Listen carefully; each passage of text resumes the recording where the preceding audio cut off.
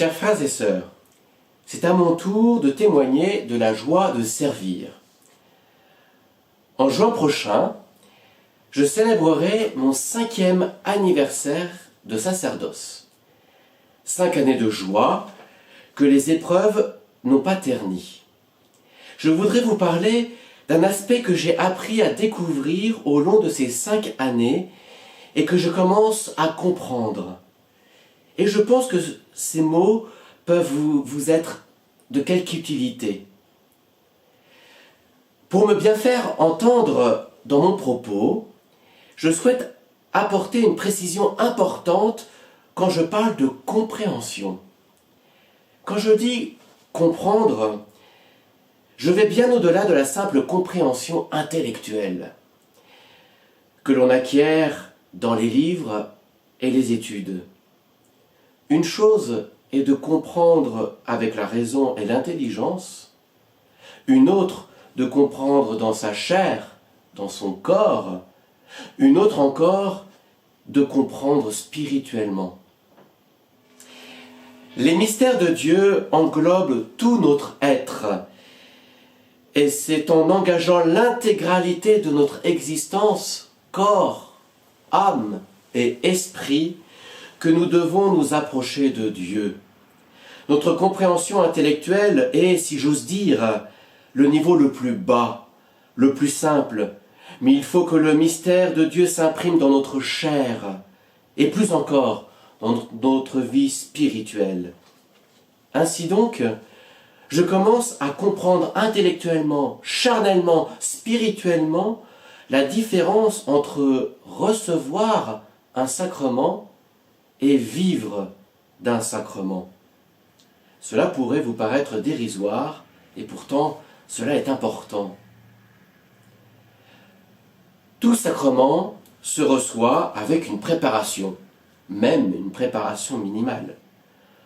On ne va pas à la rencontre de Jésus-Christ les mains dans les poches.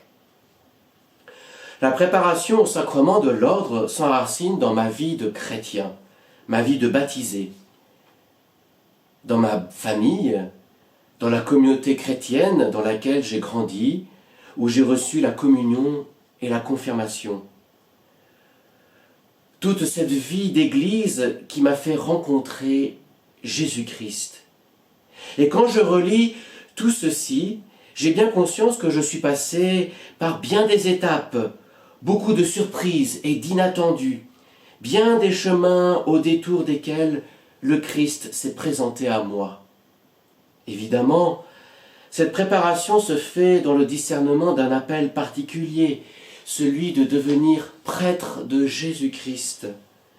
Cela demande du temps, de la patience. Il a fallu que je mûrisse. Une année de discernement spirituel et 6 ans de séminaire, cela semble long, en fait, c'est très court. Il a fallu toutes ces années pour que l'appel intérieur que j'ai ressenti se purifie, grandisse en maturité et devienne l'appel de l'Église, du peuple de Dieu.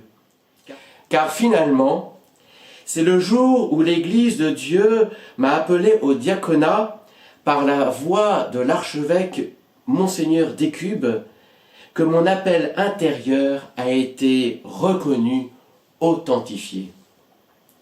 Tout cela pour arriver au jour de l'ordination. C'était le 28 juin 2015. J'ai reçu par l'imposition des mains et le don de l'Esprit Saint le sacrement de l'ordre. J'ai reçu un sacrement. Je m'y suis longuement préparé, intellectuellement, spirituellement, mais il faut à présent en vivre, et c'est une toute autre affaire. Avec l'ordination, tout change, mais rien ne change.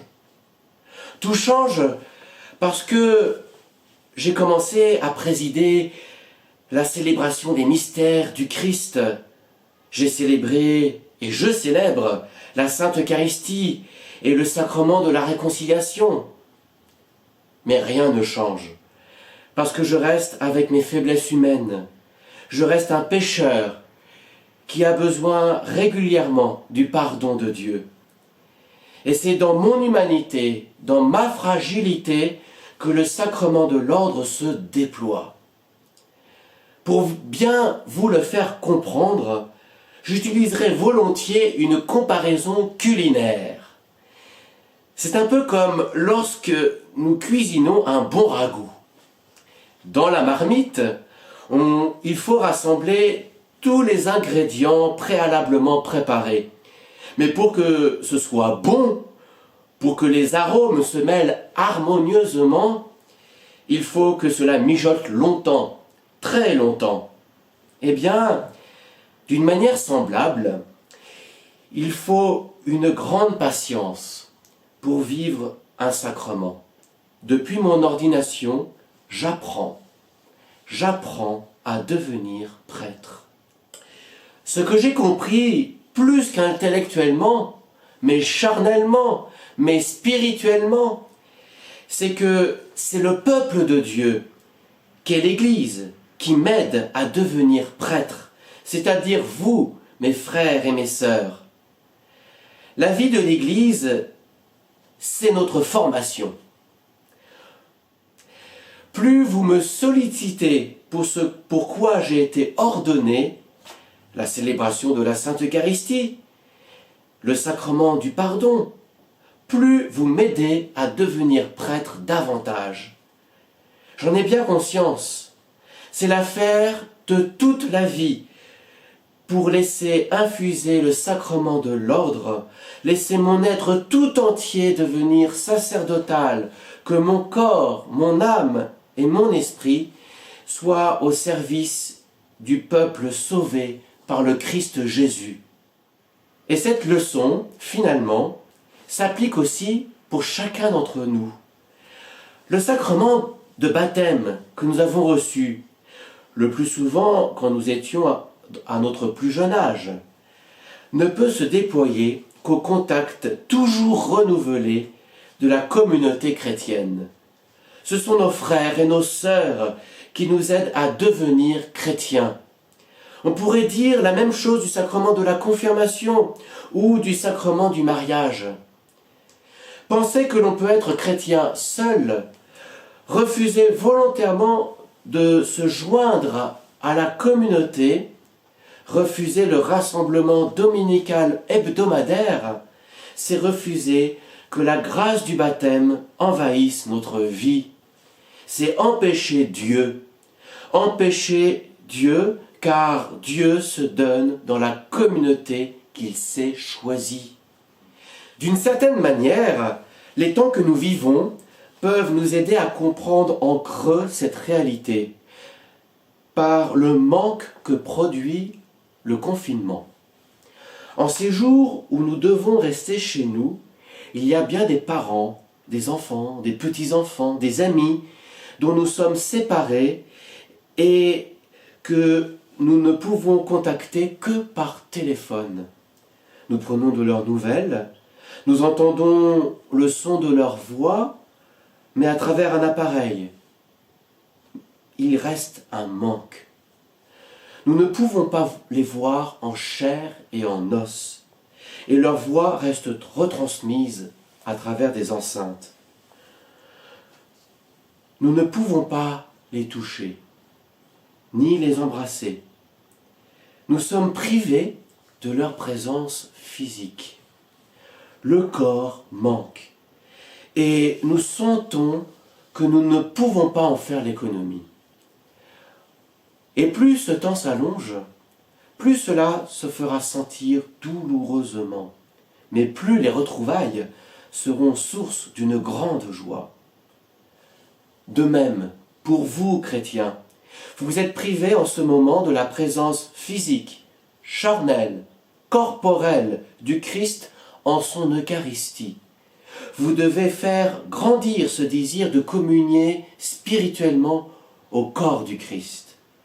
En réalité, nous sommes tous privés du corps du Christ, mais pas de la même façon.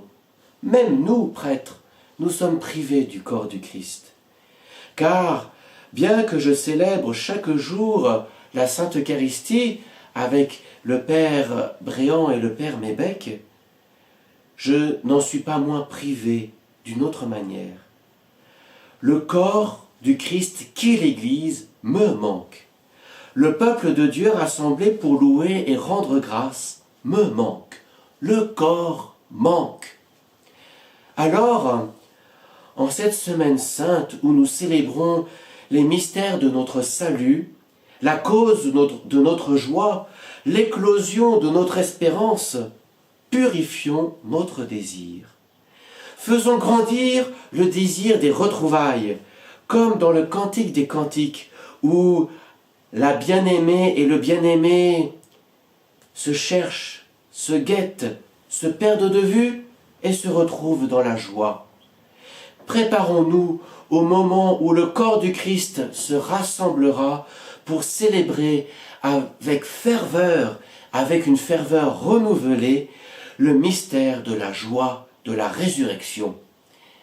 Frères et sœurs, nous restons unis dans la prière.